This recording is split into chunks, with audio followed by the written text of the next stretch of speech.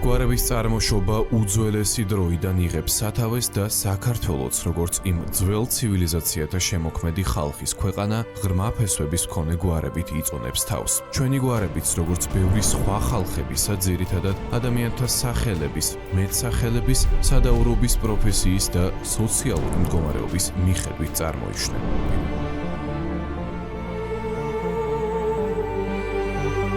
გადაცემაში ვისი გვარის ახალ ვეცდებით გავარკვიოთ თქვენი შენი გვარის ისტორია.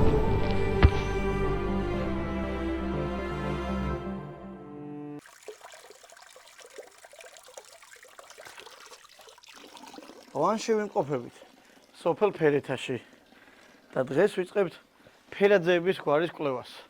წყაროდან დავიძრებით და მამა გიორგი ფერაძეს გავისაუბრებით.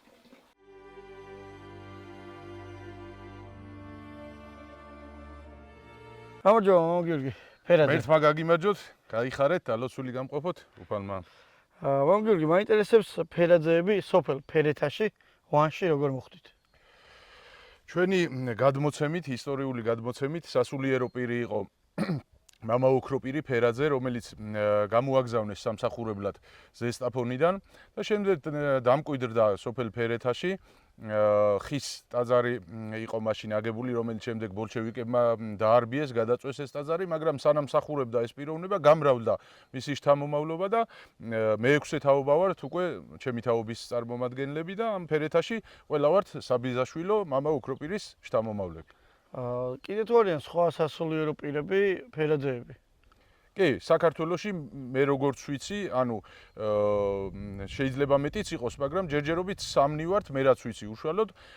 მამა იოანე, არქიმანდრიტი იოანე იმყოფება თრუსოს ხეობაში, მონასტრის წინამძღვარია და ასევე მამა ზაქარია ფერაძე კვიპროსში მსახურობს ჩვენი ეკლესიის სახელით. ძალიან კარგი და ყავთ წმინდანი გრიგოლ ფერაძე, უდიდესი საამაყო პიროვნება გურჯაანიდან, სოფელ ბაკურციხიდან წარმოშობით, კახეთიდან, ანუ ჩვენი წმინდანი მფარველი, ესე რომ ვთქვათ, გვარის მფარველი. დაახლოებით რამდენი ადამიანი იქნება ამ სოფელში ფერაძეები? ჩვენ უშუალოდ ვინც მამა ოქროპირის შთამომავლები ვართ რამოდენიმე ოჯახი. ანუ შემდეგ უკვე გამრავლებული, მაგრამ საბიზაშვილოდან 7-8 სახლია, ვინც არის მოსახლე, მაგრამ ჩვენს გარდა კიდევ არის ფერაძეები ზემო ფერეთის ბოლოში, ანუ ჩვენ სადღაც ცენტრში ვართ, დასაწყისში, უფრო სწორედ ფერეთის დასაწყისში და არის კიდევ ბოლოში, რომლებთანაც გვაქვს კავშირი, მაგრამ უშუალო ბიზაშვილობა არ არის რამდენადაც ჩვენი ისტორია, მაგრამ ყველა ფერაძეები. მაგრამ ფერაძეები ბევრი არიან. კიდე სად შეიძლება ფერაძეებზე რომ გავაგზავნოთ ისტორია და მოვინახულოთ ფერაძეები, უფრო მეტი ინფორმაცია რომ შევიტყოთ ფერაძეების შესახებ. უფრო მეტი, ყველაზე მეტი, როგორც აღვნიშნეთ, ზესტაფონში არიან, კერძოდ სოფელი საქარა და წიფლავაკე, სადაც ფერაძეების უმრავლესობა არის, ასევე ხარაგაულში არიან, ასევე გურჯაანში, როგორც აღვნიშნეთ, მამა გრიგოლის შთამომავლები, წარმოშობით გურჯაანიდან, სოფელი ბაკურციხიდან. ესე იგი ჩვენ ვანიდან დავიძრებით სოფელ ფერეთიდან და გავივლით ზესტაფონში, ხარაგაულში, ჩავალთ ბაკურციხეში და გავარკვევთ უფრო მეტ ინფორმაციას ფერაძეებზე. ეს არის პირველი ორთქმავალი, რომელიც დაიძრა სოფელი შორაპნიდან ფოთის მიმართულებით და მისი მემანქანე იყო ბასილ ფერაძე.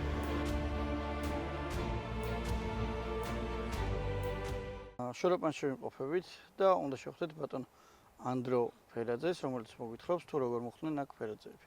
გამარჯობა ბატონო ანდრო. გამარჯობათ. მოგესალმებით. მაინტერესებს როგორ მოხდნენ ამ ლამაზ დაკუჭულ მთიან ადგილას, თაგორიან ადგილას ფერაძეები. სახელდორ ფერაძეებს დიდი ისტორია გვაქვს, უძველესი გვარია, მაგრამ ჩვენი გვარი, ჩვენი წარმომავლობის არის გელათიდან წამოსული 3 ძმები, რომლებიც ერთი დასახლდა მარტოთუბანში, მეორე ძმა დასახლდა წიფლოვაკეში და მესამემ აი ხარაგაულის რაიონისკენ გააგრძელა გზა ჩრდილიარის სოფელი, სადაც რამოდენიმე ოჯახი ცხოვრობს ფერაძე. 3 ძმა დაიძრნენ, წამოვიდნენ გელათიდან. გელათში ეხლაც არიან ფერაძეები, ხა ცხოვრობენ? კი, არიან, ძალიან ცოტა არიან, ესენი წამოვიდნენ, იყვნენ მეფის კარზე ესენი და წამოვიდნენ რაღაც თავისი მიზნით და დასახლდნენ სხვადასხვა ადგილას. აგერ შორაპანში არის დასახლება, შორაპნის დასახლება, სადაც ზაზა ფერაძის ქუჩა ქვია. არიან ცხოვრობენ ფერაძეები 90%. ზაზა ფერაძე ვინ იყო? ზაზა ფერაძე იყო აი შინდისის გმირები როარი 2008 წელს დაიღუპა გმირულად ცხინვალის ომთა შეტაკების დროს. ზაზა ფერაძის გარდა ომის გმირები თუ ყავთ ფერაძეებს? ომის გმირები ჩვენ აი იქიდან ხავს სამამულო ომიდან, რომელიც ფერაძეები ძალიან ბევრი ოდენობით წავიდნენ, ყველაზე დიდი პროცენტი ფერაძეების იყო, რომ წავიდნენ და დაიღუპენ სულ ზღვისპირა ქალაქები, ქერჩი, სიმფეროპოლი, ფეოდოსია, აქ არიან დაღუპულები სულ ყველა თითქმის ძალიან ბევრი. თქვენი სოფლიდან დაახლოებით რამდენი ადამიანი იქნებოდა წასული და რამდენი არის ფერაძე აქედან? ჩვენი სოფლიდან იყო 14 ფერაძე წასული ომში, რომელიდანაც 3 თუ რაღაც 4 დაბრუნდა. კიდე სად არიან გამრავლებულები ფერაძეები? კახეთში აფენია სოფელი, სადაც ჩემი ბავშვობის დროს იტყოდნენ ხოლმე 300 ოჯახი ცხოვრობს, სადაც ჩვენ ახლა ალბათ 2-3 სოფელში არ ვიქნებოდით ამდენ. თქვენი ბავშვობის შემდეგ უფრო გამრავლებოდნენ. რა თქმა უნდა. ესე იგი ჩვენ კახეთში აუცილებლად უნდა ჩავიდეთ და მოვინახოთ იქაური ფერაძეები. მადლობა დიდი მოწოდებული ინფორმაციისათვის. გრიგოლ ფერაძის სახელობის სასწავლებელი გაქვთ. პროფესორი ბზანდელი. ამაზე რო გითხრათ ორი სიტყვა, რატო მაინდა-მაინც გრიგოლ ფერაძის სახელობის? ჩვენ ფერაძე ბზანდებით? ჩვენ მოგახსენებთ შეძლებს და ჩვენ თავის დროზე დავაარსეთ 90-იანი წლების დასაწყისში ეს სასწავლებელი და რომელსაც ეწოდა თბილისის ჰუმანიტარულ-ეკონომიკური ინსტიტუტი. შემდეგ, როდესაც სახელობითი სასწავლებლები გახდა, ზოგიერთი სასწავლებლები, ჩვენც მივიღეთ გადაწყვეტილება, რომ ისეთი დიდი წინაპრის როგორც გრიგოლ ფერაძეა, მისი სახელი გვეწოდებინა ჩვენი უმაღლესი სასწავლებლისათვის. მივმართეთ ამის შესახებ საპატრიარქოს, საპატრიარქომ განიხილა და მოგვანიჭა 2001 წელს მოგვანიჭა წმინდა გრიგოლ ფერაძის სახელი. და მის შემდეგ მუშაობ წმინდა გრიგოლ ფერაძის უნივერსიტეტში. ეს ფერადი მანდალა ხათუნა ფერაძის შესრულებული არის და არ შემიძლია რომ ფერაძეების გვარზე მუშაობის დროს თქვენთვის ხატვარი ფერაძე არ გამეცნო. ხათუნა გამარჯობა. იცი რა მაინტერესებს? შენ სადაური ფერაძე ხარ? მე ზესტაფონელი ფერაძე ვარ. ანუ სიდოური. სოფელი წიფლავაკე. წიფლავაკე. შემდეგ ჩვენ გავიზარდეთ და მთელი ქვეყანა გავხდით. ბევრი ხართ ფერაძეები? საკმაოდ. საქართველოს ყველა კუთხეში. ყველანი არა ვართ ნათესავები, მაგრამ მაინც იმერელი ფერაძეები ვართ რა, თუმცა არსებობენ კახელი, ქართველი და ასე შემდეგ. ყველას მოკითხვას გადავცემ, ყველას გამრავლებას უსურვებ. და ერთი მინდა ვთქვა, რომ ქართველი ხალხი ხო ვართ, ძალიან ნიჭიერი ხალხი, აი ყოველგვარი ამპარტავნების გარეშე ვიტყვი და სიამაყით, მაგრამ ფერაძეები ჩვენ გვარს ვამართლებთ, იმიტომ რომ ფერადები ვართ ძალიან და რაც კიდე შესამჩნევია ძალიან, აი ხელოვნებაში რაღაცა ძალიან აი თევზები ვითავართ, როგორც თევზი წყალში. სანამ სხვა ფერაძეებზე გადავალ, ვინც ხატავენ, შენ მითხარი, როდის დაიწყე ხატვა და როდის აღმოაჩინე, რომ ფერაძე რო იყავი, მაგიტომ დაიწყე ფერების ხატვა? არა, აბსოლუტურად გვარს არაფერი მინიშნება არ გაუკეთებია მხატვრობასთან. ჩვენ რაღაც ისტორია არსებობს, საიდანაც აი ძალიან დიდი სურვილი მქონდა, ეხლა არ მინდა ძალიან დიდი დრო წაიღოს ამან. იყო ადამიანი ჩემ ცხოვრებაში, ვინც მიბიძგა, რომ აი მინდოდა რომ მიმებაძა მისთვის და დამეხატა ისე როგორც ის ხატავდა. ჩვენი მასწავლებელი. შეიძლება ვთქვა. დოდო მასწავლებელი. დოდო მასწავლებელი და აი ის პროვოცირება მან გააკეთა პირველად რომ მე მომიდა ხატვა. თორე არასოდეს არ მიფიქრია როგორც პროფესიაზე, ეს საკმაოდ შრომატევადი საქმეა და ბავშვისთვის ცოტა მოსაწყენი. მინდა ვთქვა, ამიტომ გავიდა მე წლები, მე არაფერს არ ვაკეთებდი ამ სფეროში და მოხდა ესე რომ 40 წლის ასაკში რაღაც მხიარულ ნოტაზე ნიძლავის გამო დავიწყე პორტრეტების ხატვა. განვაახლე რა, მოდი ესე ვიტყვი. იმიტომ რომ მქონდა მანამდეც ბავშვობაში რაღაცები შესრულებული, ჩემ საყვარელ პერსონაჟებს ხატავდი ხოლმე პორტრეტებს და მოკლედ დავიწყე და და რომ მოეწონათ ადამიანებს, უფრო გავთამამდი. მაგრამ დღემდე სულ ფიქრობ, რომ მე შინია ხოლმე რომ თავში არ ამივარდეს რაღაც მომენტები, მაგრამ ვარ ძალიან ბედნიერი, ამან მომიტანა დიდი ბედნიერება და ვარ მადლობელი ღმერთის, რომ თუნდაც აი იმ ასაკში გამომიჩინა ეს საქმე და ასაკი არაფერ შუაში არ არის, კიდე ხელოვნება როცა გიყვარს. სხვათა შორის ქართული მანდალაც არსებობს და არის ესეთი იდეა, უпростоრად აზრი, რომ მანდალა საერთოდ ქართული წარმოშობის იყო, ეხლა ვინმე არ გამლახოს, მაგრამ არის ეს ნამდვილად და ძალიან ბედნიერი ვიქნები თუ გავიგებ, რომ ეს ნამდვილად ასეა და შევეცდები, რომ მოვიძიო ეს ინფორმაცია და ქართული მანდალა მე შევქმნა. თუ მაინტერესებს რა, შენ რო ხატო ვიცი, სხვა მხატვარ ფერაძეებზე რას გეტყვი? გვარში მე ვინც ვიცი, ყოველ შემთხვევაში ყავს ორი აკადემია დამთავრებული ფერაძე, ასე ვთქვათ, პროფესიონალი მხატვრები. ეს არის ნინო ფერაძე, რომელსაც ძალიან ბევრი იცნობს, მამიდად მეკუთვნის ნინო, მამა ჩემის ალალი ბიძაშვილია. ძალიან დიდ მოკითხვას უთვლი, ძალიან მიყვარს მისი შემოქმედება და ქართველებს მოსწონთ ნინოს ნამუშევრები და არა მარტო ქართველებს, მინდა ვთქვა. ჩემი ბიძაშვილი მაია ფერაძე, რომელიც ეხლა ამ პერიოდში აღარ მისდევს მხატვრობას, ძალიან დიდი იმედი მაქვს, რომ დაუბრუნდება და ვიამაყებ ამითი ყოველთვის. და ყავს კიდევ ფერაძე, გვარი ფერაძე აქვს, მაგრამ ჩემი ნათესავი არ არის, პირადად არ ვიცნობ, ეკა ფერაძე, რომელიც ევროპაში მოღვაწეობს, როგორც ვიცი. ძალიან ინტერნეტით გავიცანი ეკა და ეკას შემოქმედება პირადად არასოდეს არ შევხვედრივართ, მაქვს იმედი, რომ ახლოს ვნახავთ, იმიტომ რომ თუნდაც ჩვენი გვარი გვალდებულებს ამას, რომ უნდა ვიცნობდეთ ერთმანეთს. და ძალიან მომწონს ეკას ნამუშევრები, უსურვებ დიდ წარმატებას. ძალიან დიდი მადლობა ხათუნა ამ ინფორმაციის მოწოდებისათვის. ანუ არსებობენ ფერაძეები შენს გარდა, რომლებიც ფერებში ხატავენ და ამ სილამაზის დედამიწას უტოვებენ. ჩვენ ამით გემშვიდობებით და აქედან დავიძრებით და კიდე სხვა ფერაძეების გაგაცნობთ, რომლებიც ფერაძეების გვარზე კიდე მეტ ინფორმაციას მოგაწვდიან. არ შეგვიძლია თქვენთვის უხუცესი ფერაძე არ გამეცნო, რომელსაც ძალიან ბევრი რამ იცის ფერაძეების გვარის შესახებ და გადავალ პირდაპირ კითხვით. მოგესალმებით, ბატონო ილია. ბატონო ილია, მაინტერესებს რატომ ხართ ფერაძეები? ფერაძეები მოგვდგამს გვარი დაოკლარჯეთიდან, ჯერ კიდე მე-19 საუკუნეში ფერიძე იყო ერთ-ერთი სახელი ფერიძე, რომელიც იყო ბაგრატ მესამის და ყავდა ცოლად.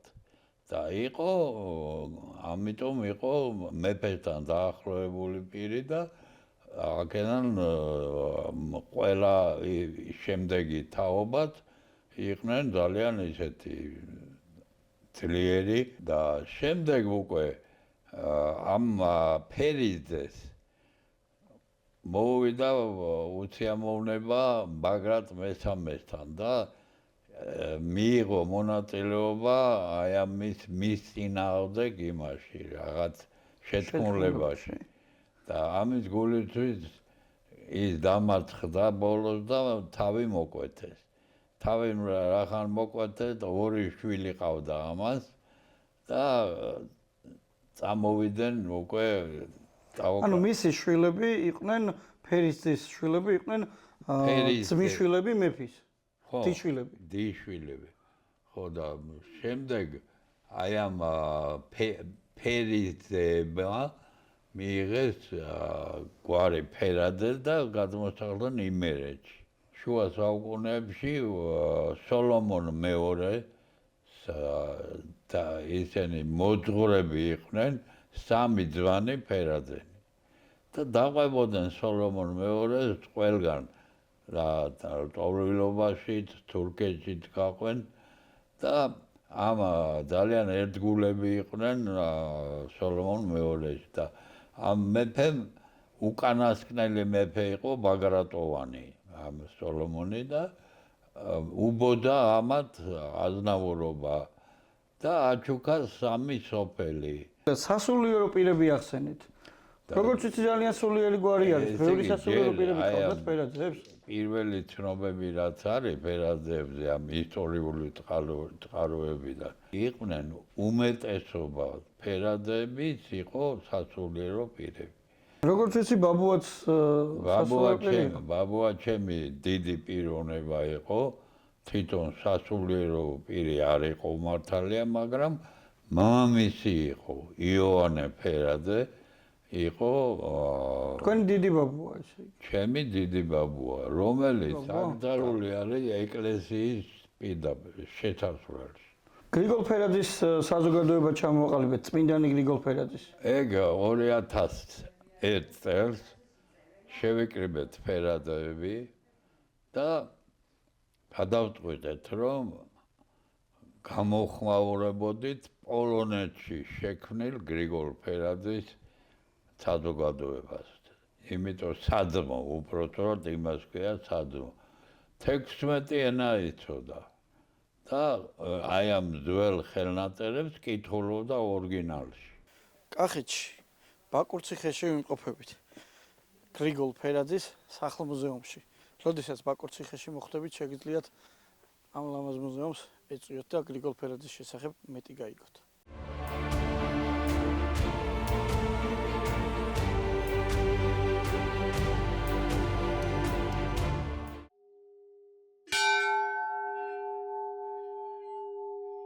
როდესაც გერმანელებმა აიღეს პარიზი მეორე მსოფლიო ომის დროს პირველ რიგში დაიწყეს იქ არსებული ქონების აღწერა და მათ შორის იყო ბანკებში არსებული ქონება.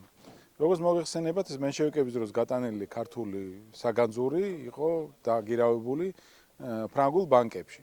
და აღნიშნული ქონების შემფასებლად თავის დროზე გერმანელებმა მოიწვიეს წმინდა გრიგოლი როგორც ერთ-ერთი ევროპაში ქართული ისტორიკოსი მეცნიერი და მას თხოვეს აღნიშნული განძის შეფასება. როგორც საფრანგეთში ყოფი ქართველები იხსენებენ, მაშინ გესტაპოს ოფიცერი ახლდა თურმე წმინდა გრიგოლს, რომელმაც მიიყვანა ფრანგულ ბანკში და მოთხოვა აღნიშნული განძის შეფასება. წმინდა გრიგოლი შესულა, გაუხსნიეს არსებული ქართული საგანძური და გამოსვლისას დაწერა ცნობა, რომ აღნიშნულ განძეულობა არ წარმოადგენს არავითარ მატერიალურ ფასეულობას და მხოლოდ აქ მნიშვნელობა როგორც სულიერ განძეულს ქართული ერისათვის. ამის საფუძველს გერმანელს აღარც გაუხსნიათ აღნიშნული საგანძური, დატოვეს და აღარ გაუტანიათ. და უბრალოდ იმას იხსენებდნენ აღნიშნულ შესახებ ქართველები, რომ ის გესტაპოს ოფიცერი შეყოლოდაო წმინდა გრიგოლს და ენახავ იქ რა ინახებოდა, ადგილზე გამოიყვანდნენ და დახვრეტდნენ. თუმცა ეს ყველაფერი თავის თავზე აიღო და დღეს რო შენარჩუნებული გვაქვს ქართული საგანძური ერთ-ერთი წმინდა გრიგოლის დამსახურებაც არის. კახეთში ვართ, ჩამოვედით აფენში. ფერაძეები მოვძებნეთ აქაც. გაგვესაუბრებიან და მოგვიყვებიან თავიანთ ისტორიას თუ როგორ მოხდნენ აქ. გამარჯობა ბატონო დავით. გამარჯობათ. ბატონო დავით. მოვიარეთ თითქმის მთელი საქართველო, ფერაძეების გვარი ძალიან გავრცელებული ყოფილა საქართველოში და მაინტერესებს თქვენებური ფერაძეები როგორ მოხდით აქ ლაგოდიხში, აფენში. ეს 1905 წლიდან დაიწყო აფენის დასახლება. აქ გაუვალი ტყე იყო, ილია მარცლის, ილია ჭავჭავაძის პერიოდია. იქიდან მოვხვდით. ჩვენ ზესაფონლები ვართ რუსლებიდან და პირველად ჩამოსულა აქ 1905 წელს 4 წელს უფროსწორად ბაბუა იოსები ერქვა. ხო და ისე იყო გაუვალი ტყე იყო და ერთი სეზონი დარჩა რა და მოსავალი კარგი სიმინდი მიიღო და გოგრა ყვახი წავიდა მე და ჩამოიყვანა თავის ზედმამიშვილები 2 და 5 ძმა. საკმაოდ ბევრი ყოფილან? ხო, არა, დიდი ოჯახი ჰქონდათ. ხო და ჩამოიყვანა თავის ზედმამიშვილები და ამ ქუჩაზე მიუზომა ადგილები რა, ტყე რა და დასახლდნენ ძირითადად აქ ცხოვრობდნენ. მე ამ ჩვენ თავის ბიძაშვილებმა გაიგეს, ბიძაშვილებიც წამოვიდნენ. ხო და ასე მოვხდით რა 1905 წლიდან მოხდა განაშენიანება. ბაბუა რო ჩამოვიდა უცხოელი კაცი იყო. და როგორც ბაბუა ჩამოვიდა, ასე ჩამოვიდნენ აქ სარალიზეების გვარი.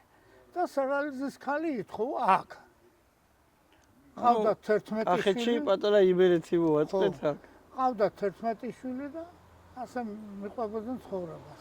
ესე იგი თქვენი ფერაძეები არიან ბოსლოვიდან. ბოსლოვიდან ვართ კი. იმერეთიდან ზესტაფონთან არის, ზესტაფონის სოფელი არის. ბოსლოვი. რახან 1905 წლის შემდეგ არიან ფერაძეები აქ. ომის გმირები მეორე მსოფლიო ომში ნამყოფი ხალხი თუ არიან ფერაძეები აქ? მამა ჩემი მეორე მსოფლიო ომის ნამყოფი კაცია. ერთი მამა ჩემის მომდევნო ძმა ფრონტია იქ დაკარგული უგზო-უკლოდ, ბაბუას ფინეთის ფრონტზე იყო. მამა ჩემი იყო სპეციალობით ვეტექიმი და სტუდენტი იყო, როცა გაიწვიეს პირდაპირ ფრონტზე. და ჩამოვიდა ცოტა დაავადებული კაცი, მაგრამ მაინც საკმაოდ იმუშავა აქ.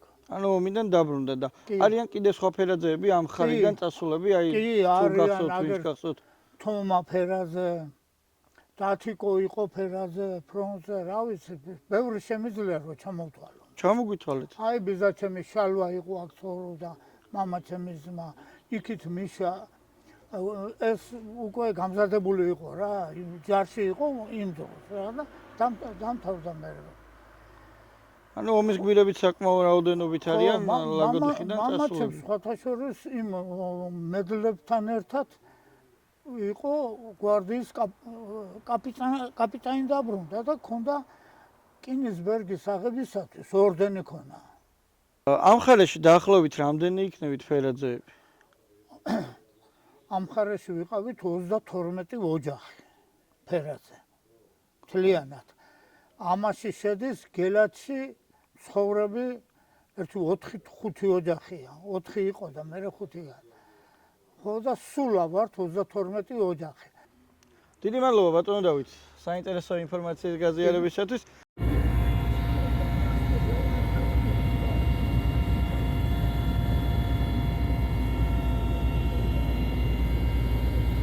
დროშას ხეობაში ჩამოვფრინდით მე და დეკანოზი მამა გიორგი ფერაძე და უნდა შევხვდეთ არქიმანდრიტ იოანე ფერაძეს, რომელიც დროშას ხეობაში ამ ლამაზ მონასტერში მოვაწევს. ამო ესეთ კაც პირობებში როგორ ცხოვრობთ აქ კარგი ჭირთ? პირიქით სასიამოვნოა აქ ცხოვრება. ყუდრო გარემოში ცხოვრება უფრო სასიამოვნოა სასულიერო პირისთვის, ვიდრე ხმაურიან გარემოში. ფერაძეების გვარის კვლევა დავიწყეთ ზაფხულში ფერეთადან, ხო? იბადონ. შორაპანში ვიყავით, საქარაში ვიყავით, ხარაგაულში, თბილისში ჩავწერეთ, ბაკურციხეში ვიყავით, ჩასულები გრიგოლ ფერაძის სახელობის მონასტერში და სახელობის არის თუ იქ ცხოვრობდა გიორგის სახელობისა, მაგრამ იქ არის დაბადებული გრიგოლ ფერაძე. და ბოლოს ლაგოდეხში ვიყავით, კიდე ჩასულები, იქაც ყოფილან ფერაძეები და ესეთ ლამაზ ადგილას ჩამოგვიყვანეთ თქვენ. დაგრჩათ სანახავი და მისასვლელი დაგრჩათ. წიფლავაკეში და კლდეში. ვიყავით წიფლავაკეში. მაშინ კლდეში დაგრჩათ. კლდეში რა ხდება? ბევრი არიან კლდეში. არიან, კი, სადაც ესე იგი წიფლავაკიდან ჩამოსახლდნენ და დასახლდნენ ერთი ძმა ტაბაკინში, ერთი ძმა ქვედა კლდეში. ქვედა კლდეში რომელიც დასახლდა, ის იყო ჩემი დიდი წინაპარი. მე ვიცი რომ თქვენი ბიძა თუ ზუსტად აღარ მახსოვს, რაღაც კარგი საქმე აქვს გაკეთებული მთელი საქართველოსთვის. ბაბუს ჩემი ბაბუის ძმები იყვნენ, სამი ძმები იყვნენ, ასე იგი გრიგოლი, გერასიმე და ვასილი. და მათ შორის უფროსი ძმა გერასიმე, რომელიც პირველად ჩავიდა თბილისში, ბოლოს მე უხუცესი თბილისელი იყო, საპატიო თბილისელი, ის იყო პირველი ინსტრუმენტალური ქარხნის დირექტორი თბილისში. ანუ კომუნისტების დროს სულ ორი ყოფილა ეს ინსტრუმენტალური ქარხანა, ერთი გახსნეს პირველად ლენინგრადში გაუხსნიათ და მეორე უკვე მათი მოთხოვნით თბილისში ეს ფანერგის ქარხანა იყო და ფანერგის ქარხანა მეორე გადააკეთა ბაბუას ძმამ, გერასიმემ ფერაძემ და პირველი ინსტრუმენტალური ქარხანა გახსნეს მაშინ. ანუ შეგვიძლია ვთქვათ, რომ პირველი პიანინო საქართველოს ხო წერია ზეთი. პიანინო საქართველოს ანუ ფერაძეების დამსახურება არის საქართველოს. გერასიმე ფერაძის დამსახურებაა, რომელმაც მოსკოვში მიწერა წერილი, რომ გთხოვთო დაგვრთოთ ნებაო, რომ კავკასიაში არ არისო ინსტრუმენტალური ქარხანაო და ლენინგრადიდან ვერ ასწრებენ მოწოდებას ინსტრუმენტებისასო და გავაკეთეთ აქაც. ნება რომ ეს ფანერკის ქარხანა გადავაკეთოთ ინსტრუმენტალურ ქარხნათო და დართეს მათი ნება და გადააკეთეს მე და პირველი ინსტრუმენტალური ქარხანა იყო მაშინ თბილისში. მოკლედ თითქმის აი რუკაზე რომ შევხედოთ მთელი საქართველოს შემოვიარეთ ფერაძეების გვარის კვლევის დროს და ძალიან დიდი მადლობა მამა გიორგი თქვენ ამრავლოს ღმერთმა ფერაძეები მე სამწუხაროდ ამინ ამინ ვერ შევძელი მაგრამ სამაგიეროდ ერთი ძე რომელიც სანატრელი იყო ჩვენი ოჯახისთვის გვარის გამგზელებლად გიორგი ძალიან კარგი ბიჭი არის ღვთისმადლით მაინც შევძელი და ჩემი დიდი ხნის სურვილი რომ მონასტერში მეცხოვრა ღვთისმადლით ამიხდა. თან ესეთ ამისთვის მადლობა. ლამაზ ადგილას. კი. საერთოდ კარგ ადგილას იმყოფებით საქართველოში. მადლობა ღმერთს, მადლობა იმ ადამიანებს, ვინც ჩვენ გვერდით გვიდგანან. აი ესეთი უამრავი ადამიანია, უამრავი. და აგერ ვერტფრენი მოფრინავს კიდე რომელმაც ჩამოგვიყვანა აქამდე. არ გვაკლებენ ყურადღებას. ყურადღება ნამდვილად სირცხვილი იქნება რომ თქვათ რომ ყურადღება გვაკლია. მადლობა ღმერთს. არავინ ყურადღებას არ გვაკლებს პირიქით. გვანებივრებენ სტუმრები თავიანთი სტუმრობით. ძალიან დიდი მადლობა მამა გიორგი. ფერაძეების გვარზე ამდენი რომ ვიმუშავეთ რომ ყველაფერი თქვენი დამსახურება არის რომ აქამდეც ჩამოვედით. არის ხოლმე რომ ბევრ ადგილას ვერ მივდივართ და ძალიან დიდი მადლობა და გამრავლდით ფერაძეები ყურადღებისთვის და ჩვენი გვარის დაფასებისთვის. მადლობა ღმერთს და მადლობა თქვენ რომ ჩვენც ასე ყურად იღეთ ჩვენი გვარის ისტორიის წარმოჩენა. ფერაძეების გვარი სათავეს ტაო-კლარჯეთიდან მე-9-10 საუკუნეებიდან იღებს და ფერიძის გვარს უკავშირდება. ერთ-ერთ წარჩინებულ ფერიძეს სოლად მეფე ბაგრატ მესამის და ჰყავდა. მან მეფის წინააღმდეგ შეთქმულებაში მონაწილეობა მიიღო, რის გამოც დაისაჯა, ხოლო მისი შვილები იმერეთში გადმოსახლდნენ. მათი შთამომავლები სამი ძმა, სასულიერო პირები იყვნენ, რომლებიც მეფე სოლომონ მეორის კარზე მოღვაწეობდნენ და მეფეს ყველგან თან ახლდნენ. მეფე სოლომონმა მათ მიწები სამ სოფელში წიფლავაკეში, ზედა საქარასა და შორაპანში უბოძა. ფერაძეების გვარი ძლიერი სასულიერო ტრადიციით გამოირჩევა. მათ შორის განსაკუთრებული ადგილი წმინდა გრიგოლ ფერაძეს უკავია, რომელსაც 16 აყაიშვილთან ერთად სამშობლოში ქართული საგანძურის დაბრუნების საქმეში დიდი წვლილი მიუძღვის. შემდგომში ფერაძეები ხარაგაულში, ყვარელსა და ლაგოდეხში გამრავლდნენ. დღევანდელი მონაცემებით ფერაძის გვარს დაახლოებით 4000 ადამიანი ატარებს.